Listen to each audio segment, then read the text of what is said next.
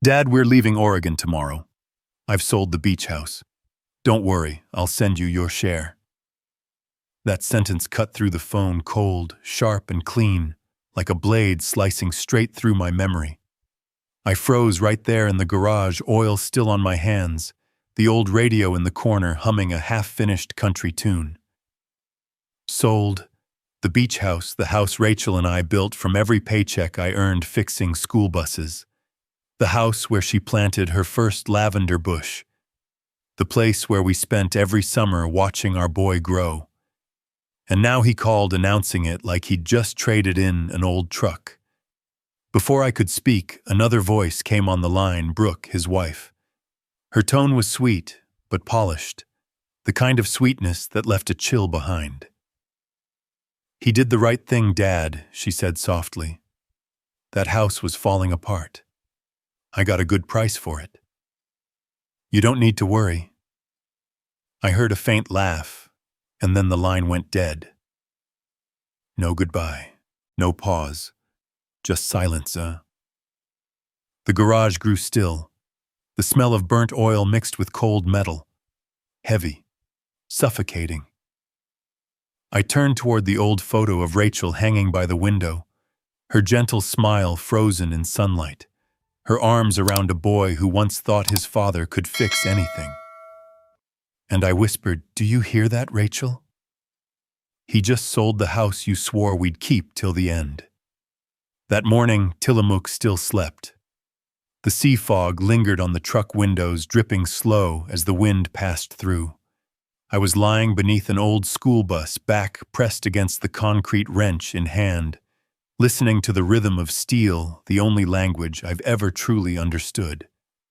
I've done this for 40 years. This garage, I've lived here longer than I've lived in my own home.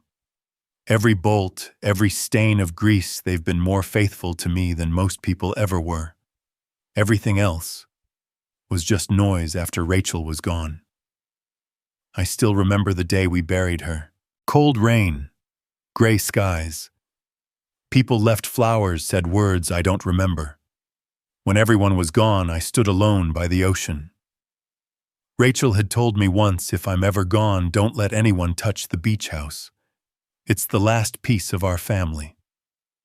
I promised her. And to this day, that's the only promise I've never broken. So when the phone rang, I thought it was one of the drivers calling about a busted brake line. But when I saw the name on the screen, Tyler Merrick, I paused. He rarely called. And when he did, it was always short, sharp, like a man giving orders in a room he didn't want to stay in. I wiped my hands on an old rag and answered. His voice came fast, clipped with no hesitation. "Dad, we're leaving Oregon tomorrow. I've sold the beach house. Don't worry, I'll send your share." For a second I said nothing, just listened to my heartbeat pounding in my chest, like a hammer striking metal. Finally I asked, keeping my tone steady. "What did you just say, the house at Tillamook Bay?" He replied. "You never use it, Dad. It's just sitting there rotting away." "I got a great offer. We need the money for the Austin project." Then came the line that hit harder than any punch I've ever taken. "You should start packing." "Packing," I repeated. "Yeah," he said. "The buyers want the keys in 2 weeks. I'll send your part soon. Gotta run big meeting." Click. Silence. The kind that doesn't echo, it just sinks. The radio crackled in the background, a faint country song about home and heartbreak. The air somewhere smelled of oil and burnt rubber. I looked down at my hands, calloused, scarred, stained black from years of labor. Hands that never shook. Not in war, not in grief, but that morning. They trembled.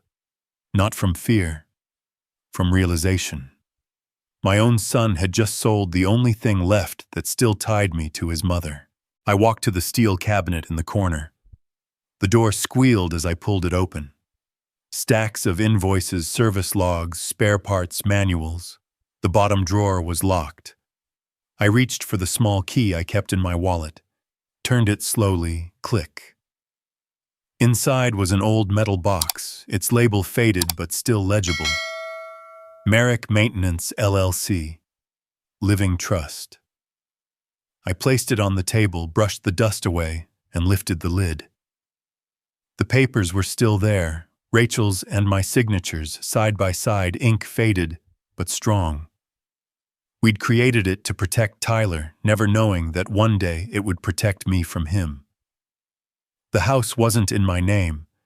It belonged to Merrick Maintenance, LLC, a company I'd formed with my old Army buddy Mark Johnson.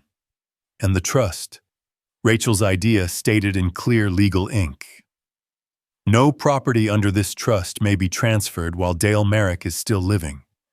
Meaning no matter what Tyler signed, no matter what deal he made, none of it was real. I sat down holding that paper, reading every word, letting the truth sink in. Sunlight poured through the dusty window, catching the edge of an old nameplate that read D. Merrick, bus mechanic.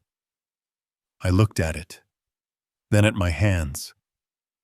I've fixed hundreds of engines, tightened thousands of bolts, but nothing hurts quite like trying to fix your own son.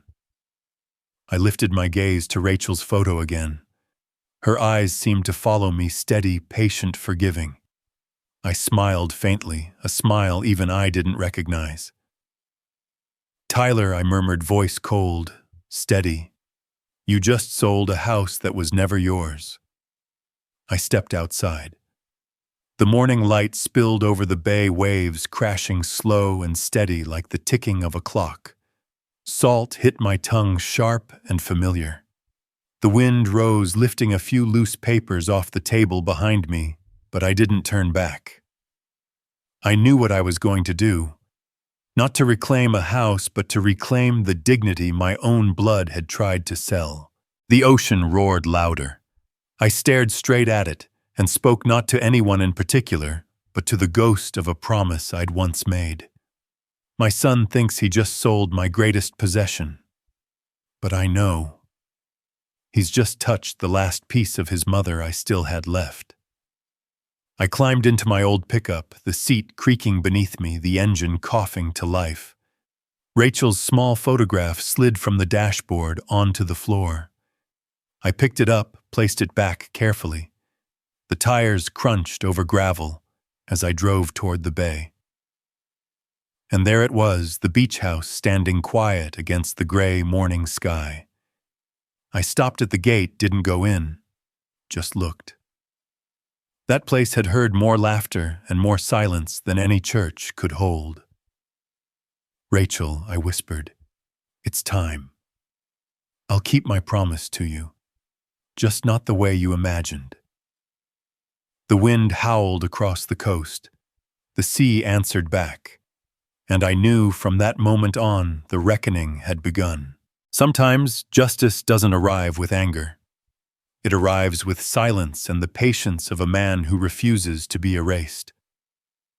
People say the quiet years in life aren't always the happy ones. Sometimes they're just the silence between two storms. For me, that silence began in 2010, the year Rachel left this world. I can still smell the hospital that day, disinfectant, stale coffee, and the fading breath of the only woman who ever made me want to come home. Rachel lay in bed, pale and still, yet her eyes were clear, bright even. I held her hand, the same hand that once held chalk, and wrote hope on a classroom board. Now it was thin, trembling, almost weightless. Her voice came soft, spaced between the beeps of the heart monitor. "Promise me something, Dale. If Tyler ever forgets where he came from, don't use anger to teach him. Use your life instead." I didn't understand what she meant, but her eyes weren't afraid, they were trusting. And I nodded, a simple nod. But later I realized that nod was a signature on a contract with fate itself. The funeral was small. Cold morning. Fog heavy across the churchyard. No choir, no expensive flowers, just a few neighbors, some of Rachel's colleagues and her students. Tiny hands holding white daisies. Tyler stood behind the casket. He didn't cry. 23, fresh out of college, black suit, loose tie, his face blank, distant. I put a hand on his shoulder. "Your mom would be proud of you," I said quietly. He nodded. Didn't look at me. Just whispered, "I know." When everyone left, I stayed. Didn't pray. Didn't say goodbye. Just looked at the stone Rachel Merrick, 1968 to 2010, and spoke softly, I promised. Life after that moved slow, the kind of slow that only people left behind can understand.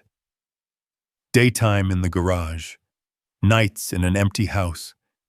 Dinner was usually a cold sandwich and a cheap beer. But simplicity has its own mercy. Sometimes I talked to Rachel through her pictures on the wall. Sometimes the crashing waves outside Tillamook Bay answered back. Tyler left for Portland after the funeral. He said he needed to start over. I understood. Ambition isn't a sin. Forgetting what you're running from, that's where it starts. At first he called every week, then every 2, then once a month, then just short texts, "Busy dad. Take care." One night in 2011, while I was changing the oil on an old bus, Mark Johnson dropped by. Mark was my brother-in-arms from Vietnam, the only man still alive from our unit after Da Nang, 1972. Now he worked as a lawyer in town handling estates and small business assets. We sat in the garage under the yellow light coffee cooling between us. Mark looked around and said, "You still got that beach house, Dale?" I nodded. "Yeah, it's Rachel's." He paused, then leaned in. "You should set up a trust and an LLC, not to dodge taxes, to protect what matters." I scoffed. "Protect what I don't have much left to lose." Mark smiled sadly. "You've got one thing: people would trade their lives for coastal land." That night we stayed up late. Mark drew up the first draft right there on my workbench. The name we chose, Merrick Maintenance LLC. It sounded like a repair shop, and it was on paper. But in truth, it was the legal shell holding everything I owned: the beach house, the land, and what little savings Rachel and I had left. According to the papers, I was the sole managing member. Tyler was listed as beneficiary, the one who'd inherit everything after I died. A quiet safeguard, simple but ironclad. I remember Mark saying, "If your boy ever marries someone who doesn't share your values, these papers might save you more than you think." I laughed. I couldn't imagine that day coming. 2015. 5 years after Rachel passed. Tyler came home for Thanksgiving. First time in nearly 2 years. He walked in looking like success itself: white shirt, shiny watch, phone buzzing every 2 minutes. He shook Mark's hand. "So you're Dad's lawyer," he said curt. Mark nodded. "Yeah, and I need your signature today." We sat around the kitchen table, the same one where Rachel used to teach him how to bake. Mark spread out the documents. He explained slowly in that lawyer tone of his, "Your family's assets are being held under Merrick Maintenance LLC in a living trust. That means everything still belongs to your father, but when he passes, you'll inherit legally. However, while he's alive, no one can sell or mortgage any of those properties." Tyler nodded halfway through. Didn't ask questions. Just signed. Then he stood up. "Whatever Dad wants. I've got a meeting with friends." He left the scent of cologne and the slam of a car door trailing behind. Mark watched him go, then turned to me. "You sure about this, Dale? He's young. You should explain what these papers really mean." I shook my head. "No need. He's my son. He'd never turn his back on his mother's house." I believed that. Like a fool. After that night, life went back to its quiet rhythm. I worked my shifts at the district garage, took small repair jobs to fill the evenings. The beach house stayed the same, silent, steady, a reminder that Rachel once existed. Every summer I drove out there, painted the fence, planted new lavender where hers had died. Sometimes Tyler sent photos, him and Brooke, brown hair, bright smile, the kind of woman who made everyone believe she cared. I looked at those photos and thought, as long as he's happy. I didn't know it then, but that's when my son began to forget where he came from. Looking back now, I see those years for what they really were, not peace, but the calm veneer of a wall already cracking beneath the paint. I thought I was living in memory, but I was just sleeping between storms. Now I sit in this same garage staring at the faded folder, the very one I once believed would protect my son. Now I know it's not a shield anymore. It's the only blade I still hold. Some lessons are written in ink, others in blood and silence. That afternoon, Tillamook felt like it was holding its breath. A thin fog lay over the town. The smell of salt slipped through every crack in the old houses. I sat in my kitchen staring at the trust papers spread across the table. My coffee had gone cold. The light from the window carried that dull copper glow of autumn, the kind of light that reminds you some things will never come back. I wasn't angry. I didn't cry. I just felt a hollow space, long, cold, and quiet as the coastal road at night. Maybe that's what it feels like when everything you built with your own hands can be undone by your own blood, with a single phone call. Then came the knock. 3 soft taps. Familiar. I knew who it was. Eleanor Reeves, 65, lived 2 houses down. Rachel's best friend. A retired teacher, small frame, silver hair cut short, always smelled like cinnamon and baked apples. She was the kind of memory that refused to fade. She smiled gently, holding a warm apple pie still steaming in its dish. I heard from the church ladies, Tyler's moving to Austin. I didn't look up. Nah, not just moving, I said. He said he sold the beach house. The plate in her hand trembled. She set the pie on the table, stared at the papers, and asked softly, "Have you told him about the old documents yet?" I shook my head. He never asked. I never forced it. Eleanor looked at me, her gray-blue eyes catching the faint light from the window. Rachel once told me, she said, that you always thought silence was the safest form of love. She paused, then added quietly, "But sometimes, Dale, that silence makes people believe they can do whatever they want." I didn't answer. Just stood, poured another cup of coffee, the bitterness filling the air between us. Eleanor looked around the kitchen, same old walls, same photos of Rachel hanging everywhere. She touched a frame from 1985, Rachel and I younger, smiling in front of the house. "You kept your promise to her," she said. "It's just that Tyler doesn't know you've been protecting him from himself all these years." I turned to her, voice rough but calm. "I don't want him destroyed, Eleanor. But he needs to understand what loss feels like." She nodded, laid a hand on my shoulder. "Then don't act out of anger, Dale. Let justice do the heavy lifting." The phone buzzed on the table, cutting through the silence. "Mark Johnson."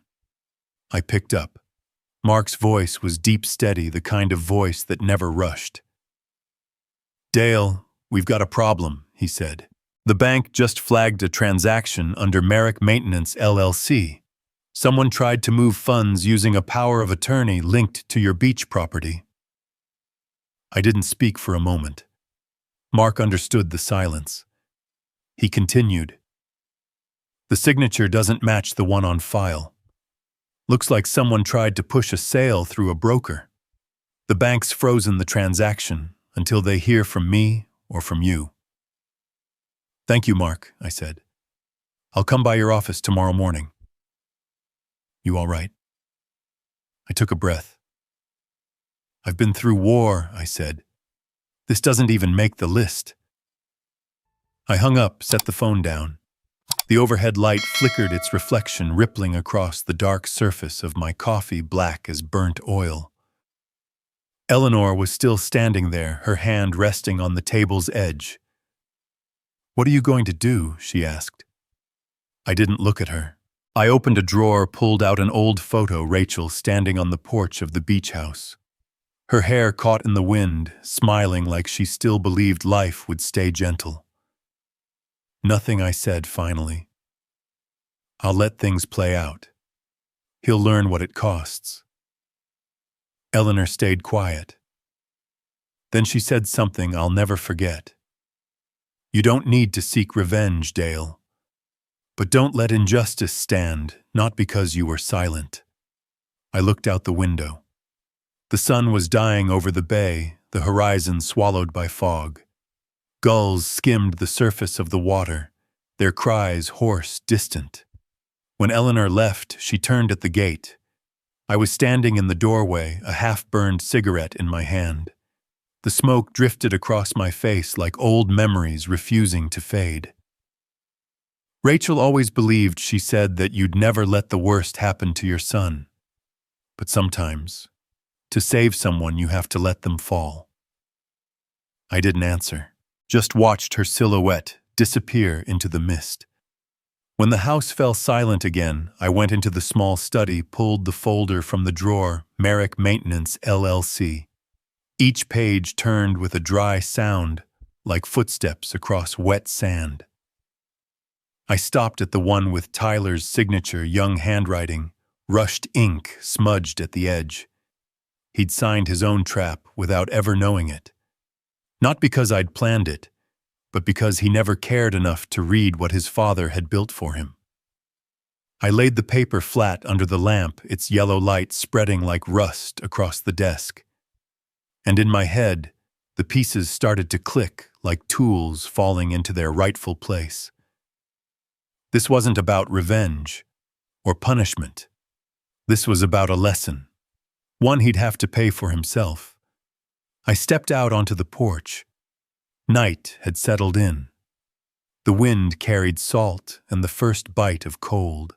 Far off, the light from the beach house still glowed faintly. The house he thought he'd sold, the house I knew, still bore my name. I whispered, as if Rachel were standing beside me. "Once you said, if Tyler ever forgets where he started, don't hate him. But maybe, to make him remember, I'll have to do something he'll never forget." The wind surged, sending the papers on the table fluttering across the room. I crushed the cigarette, locked the door, and turned off the lights. On the desk, the last page of the trust caught the glow of the lamp, its bold line reading, "Beneficiary rights effective only upon death of managing member." I smiled, a tired, knowing smile. "My son," I murmured, "your father is still alive. And as long as I am, you won't sell a damn thing that belongs to this family." Outside, the ocean pounded against the shore like the distant roll of war drums. And somewhere deep inside, a plan began to take shape. Revenge is easy. Justice takes patience. And silence can be the sharpest weapon of all. The next morning, Tillamook's sky looked like used motor oil, gray, heavy, tired. Fog still clung to the truck windows, spreading thin across the narrow roads leading down to the bay. I left home early, driving my old 1985 Ford pickup toward town. The engine rumbled low and steady like the heartbeat of a man who's lived long enough to know every storm starts with silence. The bank sat on the corner of Main Street, a glass building gleaming cold under the neon lights. I parked in front, stepped inside. The air smelled of perfume and fresh coffee, a world that didn't belong to me. No grease, no steel, just the soft hum of money moving quietly between hands. They say wealth has no scent. I've been poor long enough to know it does. It smells too clean to be real. A woman walked out from behind the counter, blonde hair tied back crisp navy suit heels tapping softly on the tile floor. Her name tag read Clara Thompson, Senior Loan Officer. Mid-40s, calm face, eyes sharp, the kind of person who can read you by the way you stand. She smiled politely. "Mr. Merrick, I'm Clara. The bank received a verification request regarding a property under Merrick Maintenance, LLC. Please follow me." The office was small, white walls, glass table, the hum of an air vent. I sat down, laid my hat on the table. My hands, cracked, oil-stained, looked out of place against the polished glass surface. Clara opened her laptop, clicked through a few files, then placed a printed folder in front of me. "This," she said, "is a copy of the sale agreement for the Tillamook Bay Beach House. It was submitted via email from Portland by a Mr. Tyler Merrick with an attached power of attorney bearing your signature." I looked down. The first page showed the contract, official stamp, realtor's seal, purchase price, all correct. Only one thing wasn't. The signature. Dale Merrick, written neatly in black ink. But not mine. The M tilted wrong, the loop of the K stretched too high. I'd never written like that in my life. Clara turned to the next page. "The authorization form," she said. "Our verification system flagged it as inconsistent. Date signed March 5th, 2024. However, our last in-person record for you is from August 2022. Doesn't match. And the stroke pattern differs from the original sample on file." I studied the page quietly. Finally, said Tyler or someone working with him sat through an old scanned copy of my signature. Thought pasting it here would be enough. Clara stayed silent, watching me the way people watch someone standing too close to the edge of a cliff. I asked, "How far did the transaction go not completed?" She replied. "The bank froze it pending your confirmation. The property is listed under Merrick Maintenance, LLC, and according to records, you're the only managing member authorized to sign." I nodded. Outside, wind rattled the glass, a sound like distant waves hitting stone. I remembered Rachel's voice from the hospital bed. "If Tyler ever forgets where he came from, don't use anger to teach him." Back then I thought she meant kindness. Now I understand some lessons don't need yelling. They need consequences. Clara slid the papers toward me. "What would you like me to do, Mr. Merrick?" I looked her in the eye. "Print me full copies. Add a note that attorney Mark Johnson must be contacted before any release of funds. And Clara," I paused, "keep this confidential." She nodded, not asking why. She'd probably seen this before, family secrets dressed up in paperwork. The printer started humming. Sheets of paper slid out in rhythm, each one a record of betrayal neatly formatted in legal type. I sat there gripping the edge of the table. People say age brings peace. Maybe it just teaches you how to hold still while bleeding inside. Clara handed me the folder sealed in a thick envelope. "If you want," she said quietly, "the bank can forward this to the police." I gave a faint smile. "No, I don't want my son learning that lesson in prison." Something flickered in her eyes, a mix of surprise and respect. She nodded once. "Understood." I left the room.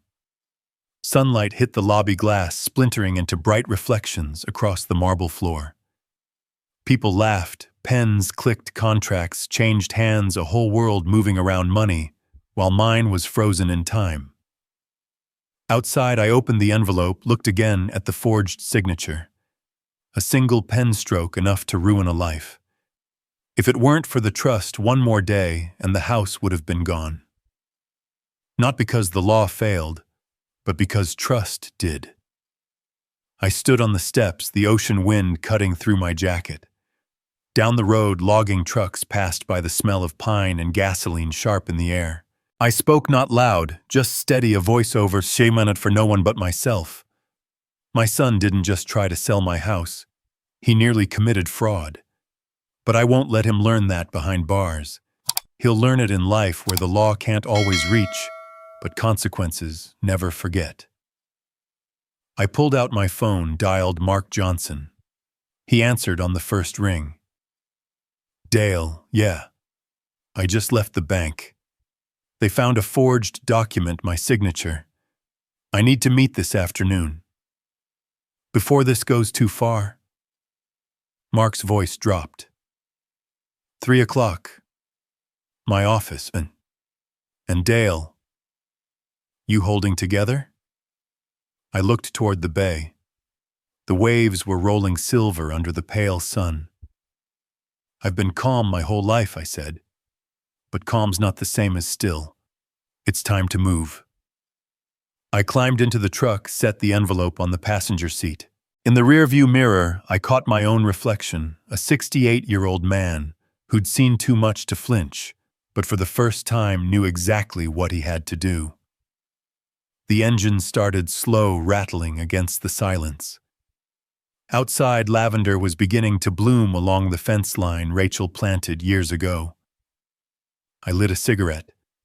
Smoke curled out the window, vanishing into the salt wind. My voice quiet even cut through the hum of the road. People only learn the value of honesty when they're standing at the edge of losing it. Tyler, you chose your road. Now you'll have to walk it. Justice doesn't need rage. Sometimes it just needs patience and a man who refuses to stay silent. There are things I didn't see with my own eyes. But war taught me how to listen, how to take scattered pieces and fit them together. I wasn't in Austin that day, but I know exactly what happened. Every look, every word, every moment, my son began to realize that his greed was no longer a secret. Austin, Texas. Monday morning. The sky was high and dry sunlight bouncing off glass towers so bright it hurt to look at. Tyler and Brooke landed at 9. He carried a laptop, a few tailored suits, and a business plan he swore would change their lives forever. Brooke was different, designer dress. The newest phone and the gaze of a woman used to fine dining, not dinners cooked in an old seaside kitchen. I imagined Tyler walking into that downtown office tower, the glass doors sliding open, a blast of cold air against his face. 17th floor, conference room. The air smelled of steel perfume and money. 3 investors sat at the table, an older white man with silver hair, a sharp-eyed Indian woman, and an Asian American man with round glasses. Tyler started his presentation, strong, talking about AI data platforms, seed funding, market disruption. His tone confident, rehearsed. Brooke sat beside him, nodding on cue, adding quick financial notes. They looked like the perfect couple, young, ambitious, and sure of themselves. Until the questions began. The older investor looked up, voice calm but cold. Mr. Merrick. In your financial disclosures, we noticed most of your equity comes from the sale of a property in Oregon. Correct, Tyler smiled. That's right. Our family's beach house. The sale's already finalized.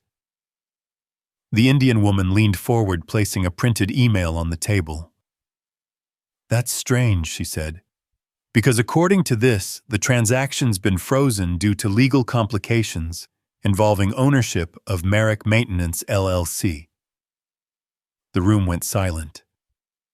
I can almost see Tyler's face in that moment, the half-smile freezing mid-air, his eyes darting toward Brooke, his throat tightening. The words stuck somewhere between disbelief and panic. He forced a calm tone. There must be some mistake. I'll clear it up. But the man with silver hair just stared at him, the kind of stare that comes from years of watching young men burn their futures on arrogance. After the meeting, Tyler stepped out onto the balcony, lit a cigarette, the smoke rising like the plans that had just gone up in flames. Brooke stood inside, scrolling her phone silent. He turned to her. Did you know anything about that email? She shrugged. No. Probably just a delay from the bank. He stared at her harder this time. I'll ask again. Did you move the deposit money somewhere else? Her lips tightened. She didn't meet his eyes. Then slowly, she said, I transferred it temporarily. For tax efficiency. A friend of mine here in Austin has a real estate project, and I thought Tyler cut her off. A friend who? What project? The air in the room turned heavy. Brooke dropped her phone on the table, her voice sharp and cold. Don't start talking to me like your poor old father in that dusty garage. I didn't marry you to live like him. That sentence that was the second bullet. If the first one hit trust, this one shattered pride. Tyler didn't speak, didn't shout. Just stood there a moment, then turned and walked out. The hallway stretched long and sterile, his reflection bending across the glass wall, tall, distorted, alone. I can almost hear the echo of his footsteps through the hotel lobby. The elevator doors sliding open, then closing again, like the final seal on a chapter he never meant to write. Downstairs, he checked his phone, opened his banking app. Balance $0. A red notice blinked across the screen. Account temporarily frozen pending verification of property ownership. I imagine his hands shaking the way soldiers used to shake when they realized the ground beneath them had vanished. Everything he thought he controlled, money, business, marriage, dignity, gone in a blink. Brooke was upstairs, probably making another phone call. And Tyler, my son, stood in a 5-star lobby with nothing left but silence. No one needed to teach him a lesson, I said to myself later. The law and his own greed already started doing that for me. What I didn't do, life is doing cold, fair, and slow. Tyler sat down on a lobby chair, gold light from the ceiling, spilling over his pale face. He dialed the bank.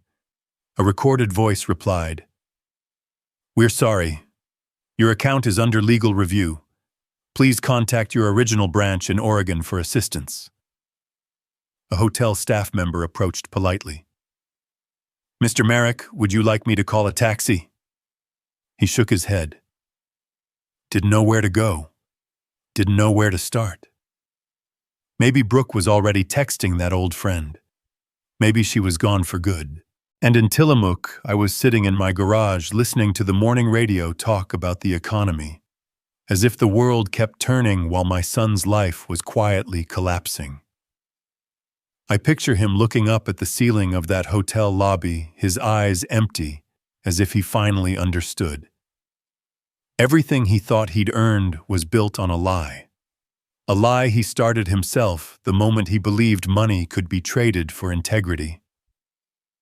"I don't have to raise a hand to punish my son," I said softly to the waves that night. "The world's doing that for me. And every blow lands sharp cold like the steel I've spent my life shaping." When night fell over Austin, the towers still glowed with light. Brooke left the hotel in someone else's car. Didn't look back. Tyler stayed in the dark alone with the hum of the air conditioner and the sound of his own heartbeat. Thousands of miles away, I turned off the lights in my garage, stepped out onto the porch, and looked toward the Black Sea. The wind was sharp. The salt stung my eyes. Rachel once said, "Sometimes justice doesn't come from a courtroom. It comes from the choices people make." Now I finally believed her. Some storms don't roar. They whisper and take everything when you least expect it. The next afternoon, the sky above Tillamook hung heavy and gray like an old sheet of metal left too long in the salt wind. Seagulls circled low over the harbor, their cries blending with the slow groan of boats shifting against their ropes. I drove the old Ford pickup toward town. Its engine coughed twice before catching, And I couldn't help thinking it sounded like me still running, just taking longer to start these days. Mark Johnson's law office sat near the docks, a red brick building older than either of us. The wooden sign above the door read, Johnson and Keller, attorneys at law. The letters faded, eaten by sea air and years. Every time the wind pushed through the harbor, that front door creaked, a long, tired sound that felt almost human. Inside it smelled the same as always, paper dust, coffee gone cold, the scent of choices that can't be undone. Mark stood behind his desk when I walked in. Rolled sleeves, silver hair, the straight posture of a man who'd once taken orders and now gave them quietly. We shook hands. We didn't need words. Men like us had run out of small talk decades ago. He nodded toward the chair. You brought the papers. I placed the envelope on the desk, the seal still damp from the fog outside. He opened it and began to read, eyes moving with the calm precision of someone who's learned to find truth between lines of print. After a while, he exhaled. Just as I thought, he said, because of the living trust and the LLC, your son has no authority to sell that property while you're alive. That entire transaction is void. I didn't move, didn't celebrate. It was one thing to be right. It's another to realize why you had to be. Mark pulled out 2 pages, one with my real signature, one forged. He set them side by side. Even from across the desk, the difference was plain, mine steady, unbroken, confident. His nervous, artificial, a hand trying to fake conviction. Mark's voice dropped lower. Dale, if you wanted to take this all the way, you could sue for fraud. Civil, maybe even criminal. The moment a forged signature crosses state lines, that's federal. I drummed my fingers on the desk, slow, deliberate. The sound matched the ticking of the wall clock behind him. 1 second for every year I'd spent trying to believe my son wouldn't turn into a stranger. Finally, I said, no, Mark. We're not going to court. He looked up sharply. Are you sure? I know what he almost did, I cut in. But I'm not interested in revenge dressed as justice. I just want him to understand what he's already done. Mark leaned back in his chair, studying me. Most fathers I know would want blood. Most fathers haven't buried what I've buried, I said quietly. The room fell still. Outside, the wind pressed against the window. The glass trembled. Mark finally nodded. I'll draft the letter. We'll issue a formal notice declaring the sale void. The property remains under Merrick Maintenance LLC and under your management. He paused. No cops. No headlines. Add one more line, I said. All beneficiary rights remain valid but will be suspended until confirmed in writing by Dale Merrick. He smiled, that small, knowing smile men share when they recognize the shape of justice. You're teaching him something the courts never could. I met his eyes. It's not a lesson. It's the truth. And the truth has a way of outliving every argument. That evening, the sky turned the color of lead. I drove back along the coast road, headlights cutting through mist. When I reached the house, the ocean was calm, too calm the way it gets before the tide turns. Inside, the air smelled of salt and wood polish. The walls hummed faintly from the wind outside. I walked through each room, Rachel's touch still everywhere. The lace curtains, the framed photos of Tyler at 6, grinning with missing teeth. In the bedroom, I opened the old closet. Behind her winter coat, the one she wore the year she got sick, sat the gray safe, its hinges spotted with rust. I took out the key, turned it twice. The click sounded small, but in that silence it might as well have been a gunshot. Inside were the remnants of an entire life. Our business papers, Rachel's photos, my service medal, and one envelope yellowed, sealed, the edges worn soft from years of waiting. Her handwriting danced across the front. For you and Tyler when he needs to hear the truth. I'd seen it before, hundreds of times, always closed, always waiting. My hands weren't as steady as they used to be. I sat on the edge of the bed and opened it. A faint lavender scent rose from the paper. Rachel.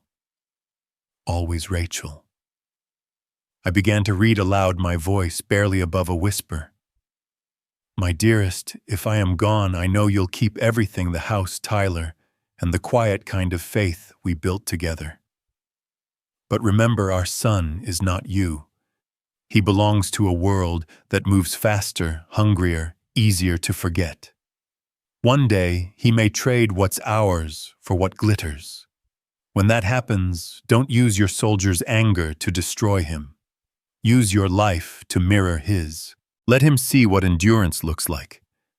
Because sometimes losing quietly is how love wins. My eyes burned. I wasn't sure if it was the salt air or something breaking open inside me. The waves hit the rocks outside, steady like a heartbeat you could measure grief by. I folded the letter carefully, tucked it back into the envelope, then into the safe. When the door clicked shut, it felt final, not an ending, but a point of return. I stood by the window. Moonlight cut a pale road across the water, leading out into nothingness. Rachel, I whispered, you were right. I thought the war taught me how to survive. But you taught me how to keep living. And now it's my turn to teach our son what no classroom ever could, the price of trust. I locked the safe again, the key cold in my palm. Downstairs, the clock struck 9. The sound rolled through the house, echoing off the walls like a distant drumbeat. I picked up the phone and called Mark. He answered on the second ring. Dale Draft. The letter, I said. But remember, we're not here to kill his future. We're here to make him see the present. Mark paused, then understood. When I hung up, the wind picked up again. The curtains moved like ghosts of old conversations. The lamp flickered, casting shadows over a framed photo on the wall, Rachel and Tyler standing in the lavender field sunlight in their hair. I sat back down, picked up my service medal from the nightstand. Cold metal. Heavy. Honest. It reminded me of why I'd fought then, and what I was fighting for now. Not revenge. Not even justice. Just the quiet hope that someday my son would look at this same ocean and understand everything I never said. The dead don't speak to us with words. They speak with the choices they leave behind. And sometimes the hardest promise to keep is the one that asks you to forgive. In small coastal towns like Tillamook, no secret survives more than 3 days. News travels faster than the tide, and the tide never stops moving. 3 days after I met with Mark, the whispers began to crawl through the streets. Some said the bank was taking my house. Some said my son had stolen everything and run. Others claimed I'd gone senile and accidentally signed away my own home. I didn't bother correcting anyone. The ocean doesn't ask questions, and it doesn't take sides. Every morning I still went to the garage, changed the oil in the school buses, ate my cold sandwich and black coffee at noon. But the way people looked at me had changed. Not curiosity, sympathy, mixed with a quiet kind of respect. That's the strange thing about small towns. Once you've been broken publicly, people stop pretending they're better than you. Around midday, I stopped for gas near the harbor. The old man who ran the station, about my age, handed me a folded copy of the Tillamook Chronicle. His voice dropped low. Dale, you might want to see this. I don't know who talked, but it's out there. On page 3, a small column.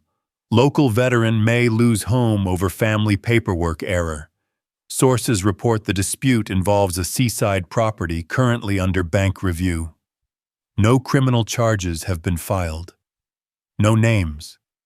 No details.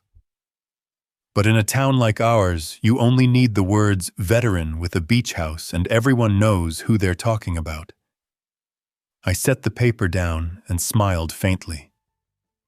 Rachel once told me real honor isn't in what people write about you, but in how you face it. She was right, as always. That afternoon, Eleanor Reeves came by with her usual basket of warm bread. She's 65, retired school teacher, Rachel's closest friend. She set the basket down and pulled a newspaper from her cardigan. "You saw it, I did. Are you angry?" I looked out the window, the sea rolling in slow, heavy waves. "No," I said. "What's the point? People just repeat what they hear. I know what I keep." She pulled out a chair across from me, her eyes sharp beneath the yellow kitchen light. "So, what are you going to do next?" I took a long breath. "The lawyer will send him the notice. He needs to hear it from someone other than me. After that, if he wants to face me, he knows where I'll be." Eleanor nodded, hands folded over the table. Her voice softened. "Just remember, Dale, anger teaches nothing. Let the law do the heavy lifting." Mark did exactly as promised. 3 days later, he mailed an official legal notice to Tyler. The copy he sent me was clean, firm, every word precise, every line deliberate. Notice of invalid transaction. The property located at 421 Seaview Drive, Tillamook Bay, Oregon, remains under the legal ownership of Merrick Maintenance, LLC. Sole authorized representative Dale Merrick. Any attempt to transfer or mortgage said property without Mr. Merrick's written consent is null and void. All funds related to the transaction will remain frozen until verification is complete. Continued action following this notice may result in civil proceedings. Mark included a short, handwritten note at the end. Do nothing more. The law's already on your side. Later that afternoon, I stopped by the small cafe near the docks. A few familiar faces looked up from their tables. Some smiled. Some avoided eye contact. A few nodded the way people do when they don't know what to say but want to say something. I nodded back. No shame, no fear. Just the quiet weight of a man who's realized that sometimes the deepest wounds don't come from enemies. It started to rain on my drive home, a soft, steady drizzle. Drops pattered against the old pickup roof as the radio hummed a country classic, "Take Me Home, Country Roads." The lyrics hung in the air, home. Take me home. Like a promise half kept. By the time I reached the house, the rain had turned to mist. The garage smelled of motor oil and steel, the kind of comfort you don't explain to anyone.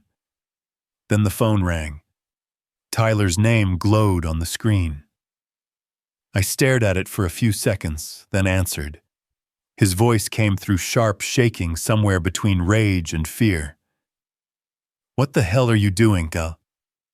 Did you send a lawyer to threaten me? You've ruined everything." I leaned back against the workbench, my tone calm, maybe too calm. "No, Tyler, I didn't ruin anything. The law just stopped you from doing it. You think I'm a criminal? I was trying to build something for this family. This family doesn't need to be sold to prove its worth," I said quietly. There was silence. Then his voice broke louder. "I'm your son. How could you do this to me?" I let out a slow breath. "Exactly, because you're my son. That's why I let the law speak for me. If you want to face me, you know where to find me."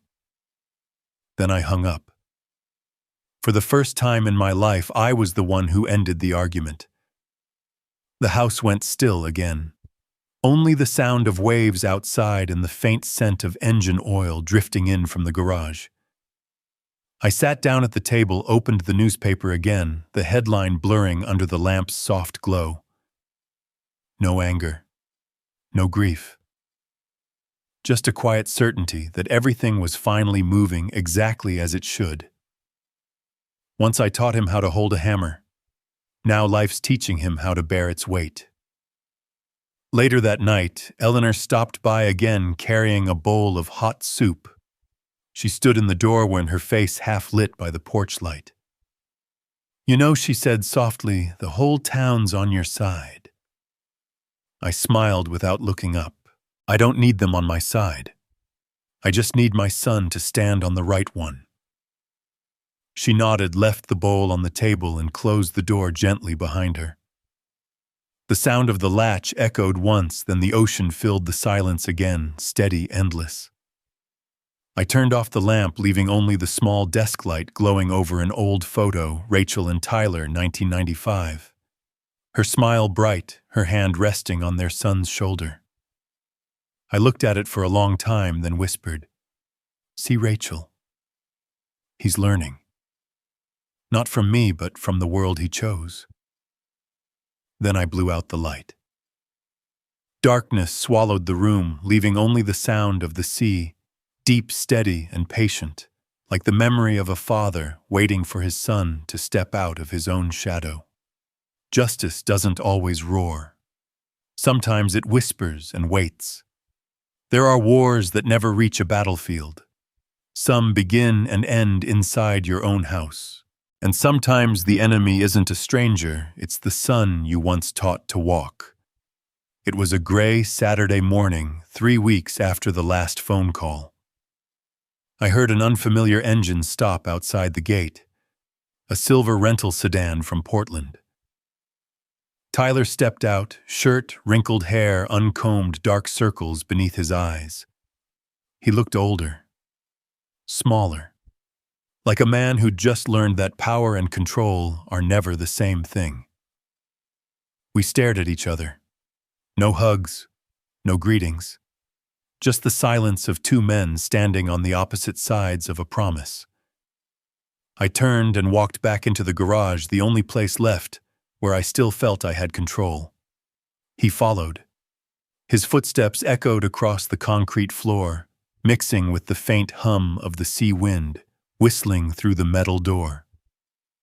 I picked up a rag, wiped my hands, and said quietly, "If you've got something to say, say it." He didn't sit. He just stood there, fists clenched, eyes red, and then the dam broke. "Dad, you never believed in me. All you ever trusted were your papers, your laws, this damn garage. You never once thought I could do something bigger. You hold on to this place like it's your life." I didn't answer. I just watched him. His voice grew louder, cracked between fury and grief. It wasn't just anger, it was a child still trying to be heard. "I wanted to prove I could do what you never dared. But you made me look like a thief. Now everyone in this town thinks I'm a criminal." He slammed his hand on the workbench. A toolbox toppled to the floor, wrenches clattering across the concrete, metal on metal, sharp and violent. He kicked the side of a cabinet, sending a bulb crashing from the ceiling. Glass shattered, scattering light and silence everywhere. That's when I spoke one word, low and final: enough. Not because I was afraid of him, but because this garage, the space that held my years, my work, Rachel's memory, was the one thing I refused to let him destroy. The air went still. The wind sighed through the crack in the door. The smell of cold metal filled the room. He stood frozen, shoulders trembling, eyes burning through me. I stayed calm. Turned to the old wooden cabinet behind me, opened the drawer, and took out a weathered folder, its edges yellowed with time. The label read, "Merrick Maintenance LLC, Living Trust 2015.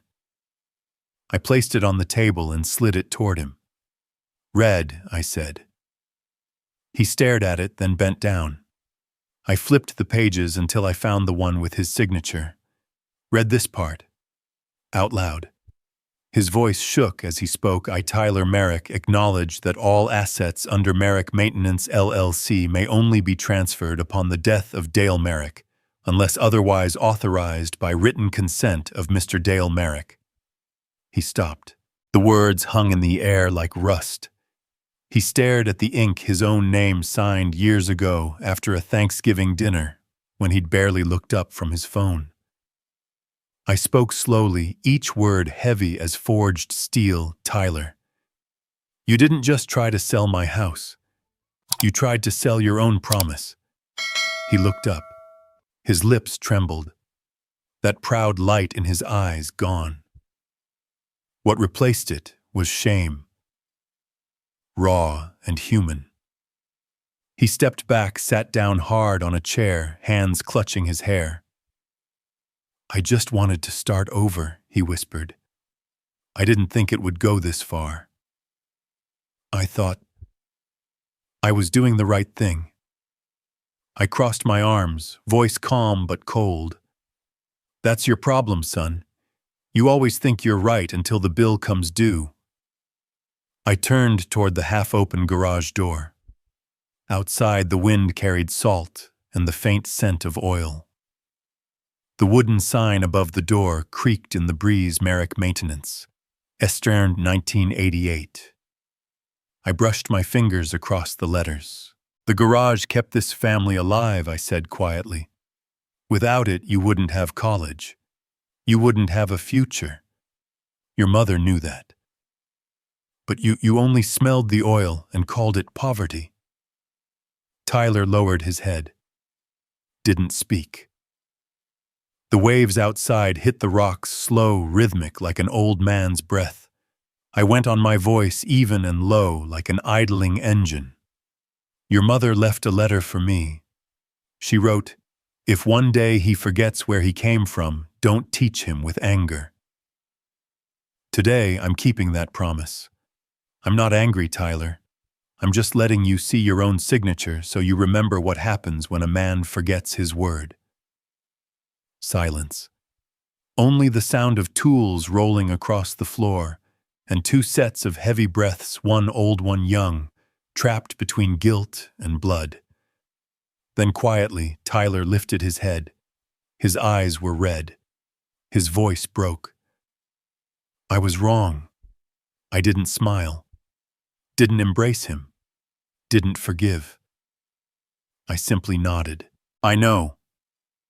I bent down, picked up the wrenches scattered across the floor, and placed them back into the box one by one, restoring order to something larger than this garage. Tyler sat there, hands clasped, staring at the trust papers. My voice echoed softly through the still air. You can fix anything, but you can't fix trust once it's cracked. The question is, do you want to start over from the same place you broke? He didn't answer. But in his eyes, for the first time in years, there was something real, not ambition, not pride, but remorse. I switched off the main light. Only the daylight from the open door remained, casting two shadows across the oil-stained floor, one long, one short. 2 generations, 2 definitions of honor. Sometimes a father doesn't need to win against his son. He just needs to make him stop right before he loses everything. The morning in Tillamook smelled of rain and burnt coffee. I woke earlier than usual, not out of worry, but because I knew today would be an ending. Not by a judge's hammer, but by a father's decision. Mark Johnson's law office sat on the corner by the harbor, its wooden door swollen with years of sea wind, the brass nameplate dulled to a greenish hue. I arrived first. Tyler came 10 minutes later, creased suit, no tie, face, pale eyes sunken. We said nothing as we walked inside. Only the sound of our shoes on the wooden floor, the sound of distance between two men who once shared blood and now only share silence. Inside, Mark was waiting with a young woman. She stood when we entered. "My name's Amy Carter," she said. "Mr. Johnson's legal assistant. I've been handling the Merrick Maintenance LLC file." Her voice was steady, her eyes clear, professional, but not cold. On the table lay a neat stack of documents along with a printed report from the bank. Amy began, tone even, but human. "Mr. Merrick, Mr. Tyler, After verification, the bank confirms that the seaside property remains under Merrick Maintenance LLC, fully managed and owned by Mr. Dale Merrick. The attempted sale initiated by Mr. Tyler Merrick has been voided and carries no legal effect. The real estate broker and buyer have been notified. The deposit will be refunded, but the record of the transaction will remain permanently in the bank's system. She turned a page, her eyes meeting Tyler's. This also means that if the buyer or the bank chooses, they have grounds to pursue civil action for misrepresentation and damages. Tyler's face went white.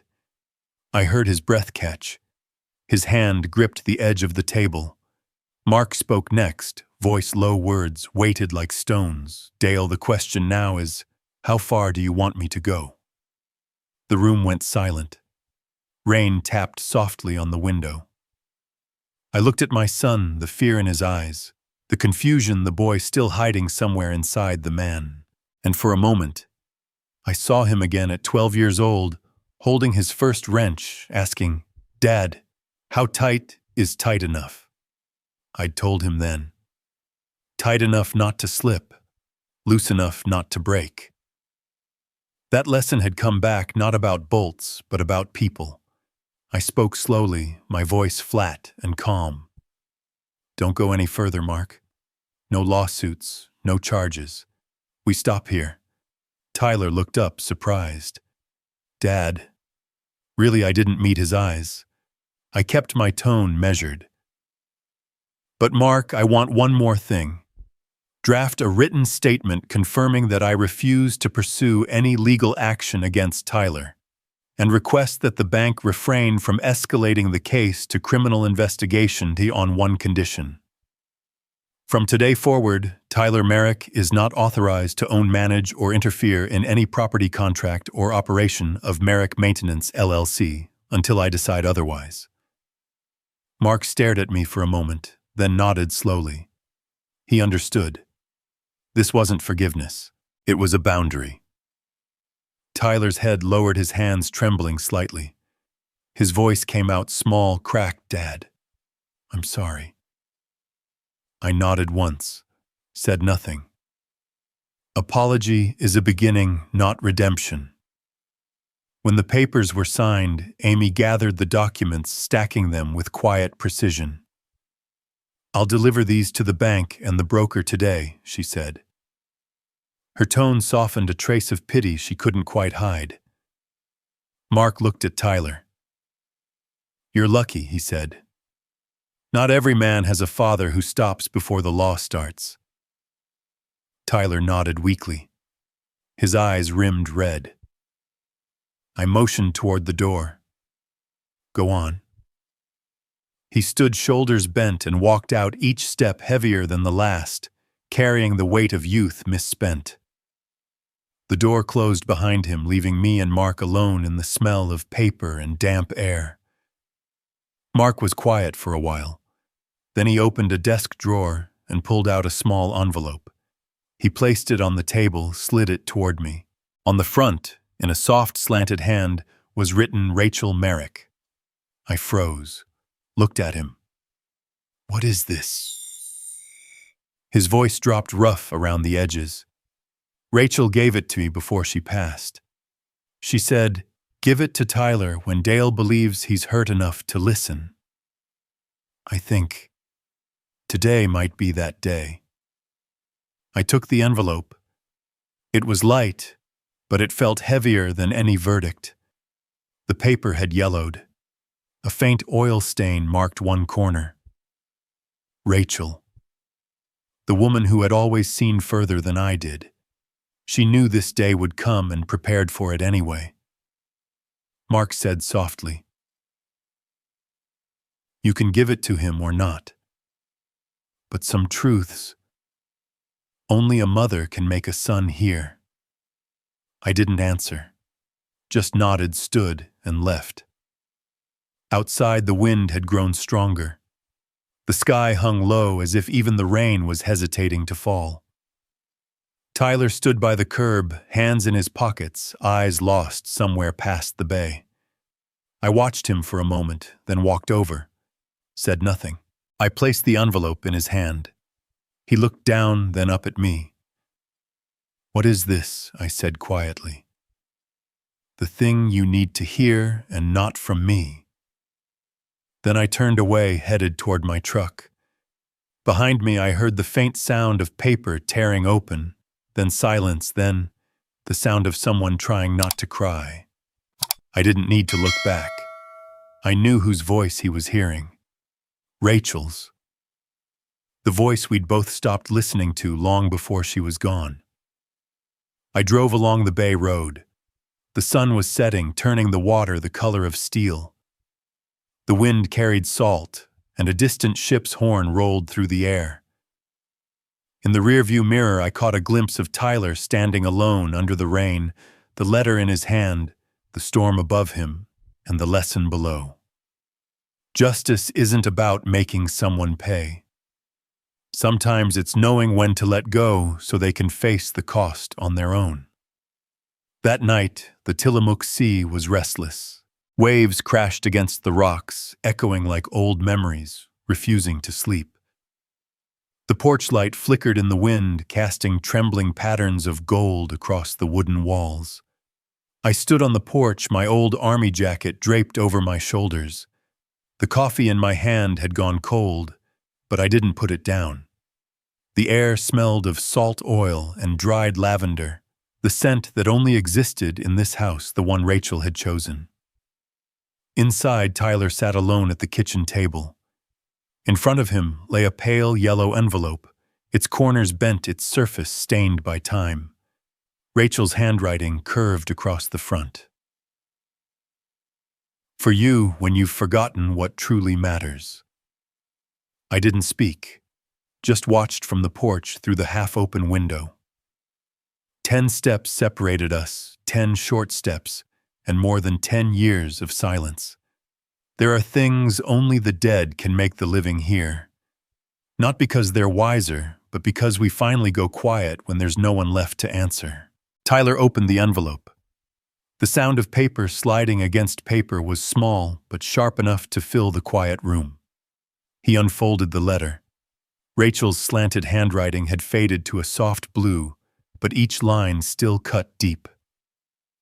"My son, if you're reading this, it means you've reached for something that was never yours.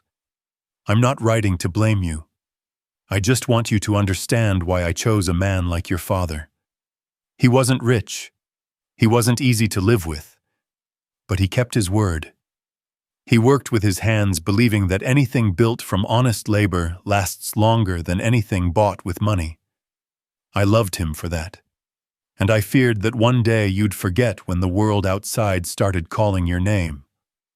If you're reading this now, it means you've lost something your father spent his whole life trying to protect. He's not perfect, but he's never broken his word. Try to keep yours at least once in your life." Tyler lowered the letter. The lamp above him cast a soft light on his face, tired, hollow, but stripped of arrogance. He ran his hand across the edge of the table, the same wooden table where Rachel used to write, to cook, to arrange her flowers. The house was silent. Only the waves, my heartbeat, and the long sigh of a man realizing what he'd truly lost. After a while, Tyler stepped onto the porch. He looked older, years older than he had that morning. His shirt wrinkled, his eyes ringed with exhaustion, his voice lower, steadier. "Dad." He paused, staring out at the dark sea. "I've got nothing left in Portland. Brooke's gone. My friends don't pick up anymore. Can I stay here a while?" The wind picked up, carrying salt into the air, cool against my face. I didn't answer right away. My eyes drifted toward the garage, its light still burning, faithful, unchanging. That garage had never betrayed me. Machines make sense, they follow rules. Metal oil time. If a part fails, you remove it clean, it replace it. People aren't built that way. They break from the inside, and there are no spare parts. I turned back to him. "The garage still needs a cleaner," I said. "An apprentice. No big salary. No fancy title, just grease noise and work. He looked at me, eyes uncertain. If you're willing to start from zero, I added, then stay. He bowed his head. Didn't argue. Didn't ask for forgiveness. After a long silence, he nodded, slow, certain. I'll do it. I nodded back. No embrace, no pat on the shoulder. No sentimental music. At my age, you learn that love doesn't need a gesture. It's enough to show up and start again in the morning. The next dawn was silver and quiet. Dew clung to the garage roof, tiny drops glinting like frost. I opened the steel cabinet and pulled out a pair of leather gloves, brand new, still smelling faintly of oil and thyme. I handed them to Tyler. He frowned. These are mine, I smiled. I bought them when you were 12. First time you walked into the shop with me. You said you wanted gloves like a grown man. He looked at them, then smiled, a small, honest smile, the kind that didn't need words. He put them on. They fit. I turned on the old radio, a country song half finished from the day before. We both leaned over the same old bus engine, hands moving in rhythm oil, dripping to the floor, light bouncing off bolts and chrome. People think revenge is about making someone kneel. But sometimes true justice is making them stand, face their own shadow, and choose to rebuild instead of run. That afternoon, I sat on the porch watching Tyler clean his hands, fold the rag, and place it neatly back where it belonged. A small thing, but to me, the first sign of change. I remembered Rachel's words, keep your word at least once in your life. And I knew today he'd started to. Before sunset, I walked down to the beach. The cold sand stung my bare feet. The wind smelled of salt and rain. I carried Rachel's letter in my jacket pocket. Waves rolled in, washing away my footprints, leaving behind something else, a quiet I hadn't felt in years. I whispered to the wind. Can you hear me, Rachel? He's staying. Morning came again. Sunlight spilled into the garage, dust glittering in the air like threads of silver. Tyler lay under a bus chassis, and I passed him a wrench. 2 pairs of gloves, 2 hands, 2 steady breaths. No words, no music. Just work. A man can lose his house, his money, his name. But if he can still bow his head and start again, he hasn't lost his honor. A year. It sounds short. But in that time, a man can lose himself or find his way back. I was still in Tillamook. Still the same garage. Still the same smell of oil salt in the air and the low hum of engines beneath the morning fog. The only difference was I wasn't alone anymore. Every morning at 5, my old pickup coughed to life. Tyler always woke before the alarm. Dust on his jacket hair, a mess, a steaming cup of coffee in his hand. He'd climb into the passenger seat, say nothing. We'd drive along the fog-draped coastal road, headlights slicing through mist fields glittering with dew. He once called this drive boring. Now he watches the sea each morning, as if trying to understand the thing he'd once traded away. The county garage hadn't changed, gray concrete walls, buzzing neon lights, morning news on the radio. But this time Tyler wasn't a visitor. He was an apprentice. At first the others looked at him with curiosity and judgment. Everyone had heard the story. The son who tried to sell his father's house. The whispers followed him like exhaust smoke. Is he really working here? He used to run a startup in Portland. Tyler heard them all. Never answered.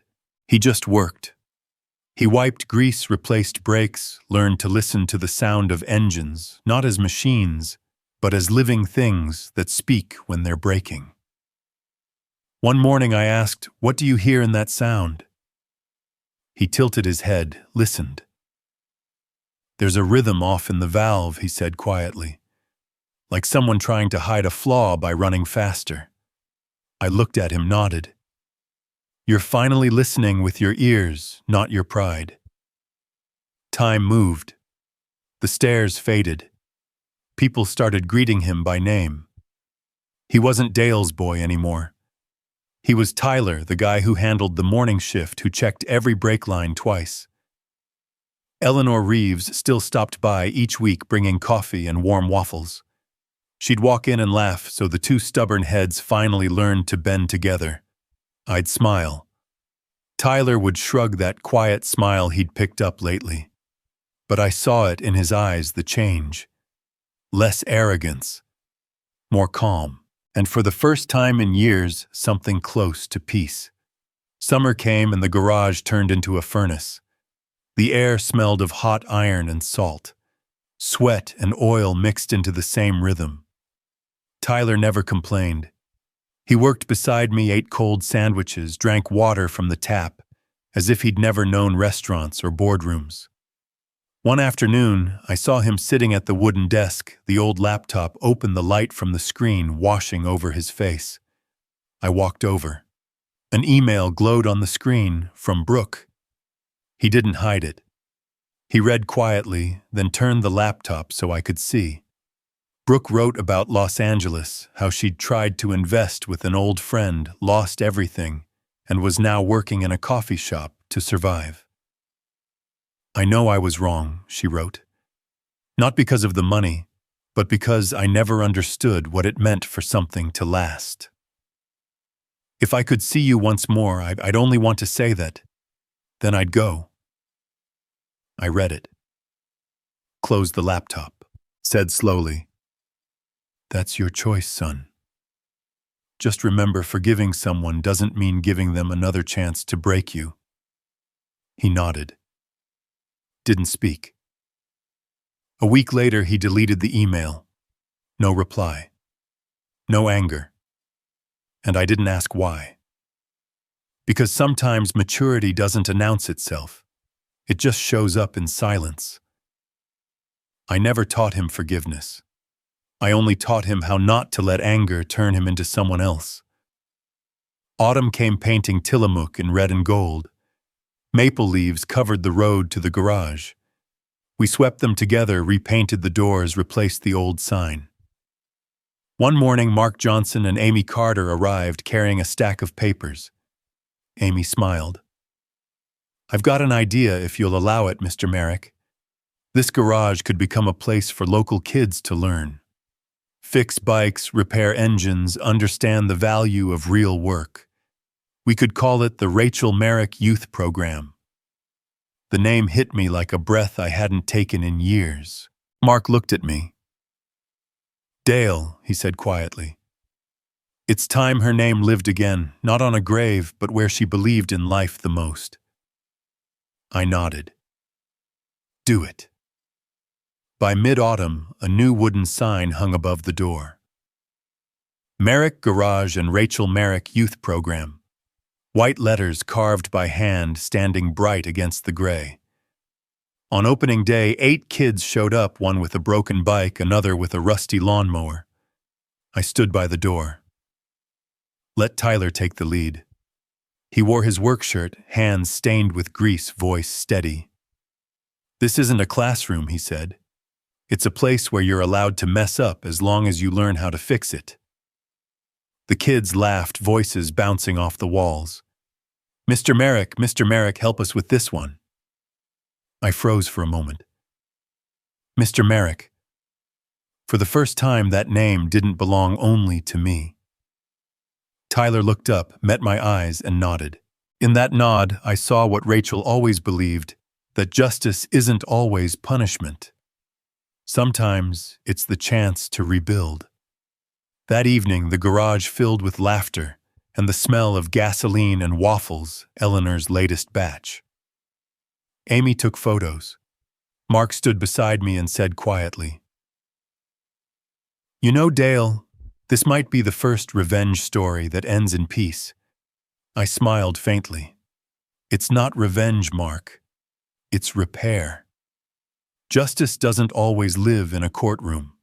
Sometimes it's in the sound of an engine roaring back to life after years of silence, in the oil-stained hands of a man who once failed, and in the quiet pride of a father who finally learned how to let go. 2025, Tillamook still looks the same, a small town between the evergreens and the ocean wind. But for me, everything has changed. People say time heals all wounds. I don't think that's true. Time doesn't heal. It just teaches you how to look at the scar without shaking. The morning mist rolls through the garage doors, curling like smoke around the rows of yellow school buses. Their mirrors gleam faintly in the gray light. I walk the line with my clipboard in hand, checking brakes, oil wipers, the kind of small, steady things that keep the world moving. At the far end, Tyler is kneeling beside a 12-year-old boy. The kid's tongue pokes out the corner of his mouth as he tightens the last bolt on an old engine. Sweat beads on his forehead. But the smile that breaks across his face, it's bright, honest, and full of pride. Tyler pats his shoulder. "Good job," he says. "Remember, it doesn't have to be strong. It just has to be right." The same words I once said to him. I stand there watching, feeling the strange weight of a circle closing. I used to believe justice meant seeing the guilty pay. Now I understand real justice is when they learn not to make the same mistake twice. At noon, the kids spill out to the porch, their laughter carried by the sea breeze. Eleanor Reeves, our guardian angel with flour on her hands, brings coffee and warm apple bread. She waves off my thanks. "Don't mention it, Dale. Feeding stubborn men is a community service." I sit at my usual corner, same wooden chair, same old table. From the drawer, I pull out a small wooden box. Inside, Rachel's letter. The paper is soft-yellowed with time. Her handwriting leans slightly right, steady, gentle, just like her. I've read it more times than I can count. But today feels different. No sting, no ache, no ghosts, only peace. I unfold the letter slowly. If you're reading this, it means you've reached for something that wasn't yours. I'm not blaming you. I just want you to understand why I chose a man like your father. He wasn't rich. He wasn't easy. But he kept his word. He worked with his hands because he believed what's built by labor lasts longer than what's bought by money. Try to keep your word at least once in your life. I fold it back carefully and rest my hand on the box. Through the open door, I can see the ocean gray, calm, endless. And in its rhythm, I hear everything again. That morning phone call, the forged signature, Brooke's voice through static. Nights when Tyler's name flashed on my phone at 2 a.m. The confrontation in the garage, the lawyer's office, Rachel's words, and mornings spent under the same bus, father and son, side by side, working without a word. I wasn't perfect either. I stayed quiet too long. I let my son believe that money was the only thing worth fighting for. And in that silence, I helped create the man I later had to learn to forgive. By late afternoon, the sunlight slants low, turning the concrete floor into a sheet of gold. It glints off the new sign above the door. Merrick Garage and Rachel Merrick Youth Program. The kids pack up their voices, echoing through the garage, bouncing off the walls like bright birds. Tyler locks up. I sit on the front steps, watching the sun sink into the sea, a copper horizon melting into waves. "Tyler," I call. "Come here." He walks over, wiping his hands on a grease rag, and sits beside me. I reach into my pocket, pull out the garage key, the same one I've carried for 30 years. The metal is worn smooth, paint chipped, but still catches the light. I place it in his hand. "One day," I say, "when I'm not strong enough to crawl under these buses anymore, this place will be yours. Not because you're my son, but because you've learned how to keep it." He grips the key. His eyes shine wet but steady. "I don't deserve any of this," he says softly. I look out at the waves. No one deserves the people who love them, Tyler. We just try to live close enough to be worthy. We sit quietly. The sound of the ocean, the wind in the pines, the soft rattle of keys between our palms. They blend together into a kind of music, the song of two men finally learning to forgive the past. I look at Tyler again. He's not the man who once stood in a Portland office suit, pressed voice loud, talking about profit margins and growth strategies. He's just a man now, a worker, a son who's learned when to speak, when to bow his head, and when to simply keep building. I smile. Not pride, just peace. You can't erase the past, but if you're brave enough to live differently, the past can't kill you twice. Eleanor's voice carries from the gate. Dinner's ready, you two stubborn men. Tyler and I both laugh for the first time without bitterness. It's real, light, like the sea finally taking a deep breath. The sunset burns red across the horizon. Camera rises slowly. The porch fades into view. The ocean glows bronze. The house-old wood warmed by the last light of day. From above the garage stands bright doors, open golden lamps spilling light into the dusk. Children's laughter drifts up into the sky. Engines hum like a heartbeat. The sign Merrick Youth Program shines softly in the gathering dark. Inside, Tyler guides a boy's hand on a wrench. I stand beside him, arms folded, watching not as a teacher, but as a witness. If anyone asks, I'll tell them my son once tried to sell my house, but what he really sold was the man he used to be. I turn toward the sea nod once, a small salute to someone I can't see, but still feel everywhere. Rachel's smile flickers in my mind, gentle like a wave touching shore. If your child sold your home behind your back, could you forgive them? Tell me your story. I read every word. Justice isn't an ending. It's the quiet moment when we learn how to begin again with grace. If this story touched your heart, if you've ever had to choose between justice and forgiveness, you're not alone. Tell me in the comments where you're watching from and what forgiveness means to you. Don't forget to like this video if you believe that redemption is stronger than revenge. Subscribe for more true-to-life stories where family pride and justice meet the truth. Because sometimes the quietest voices tell the loudest stories.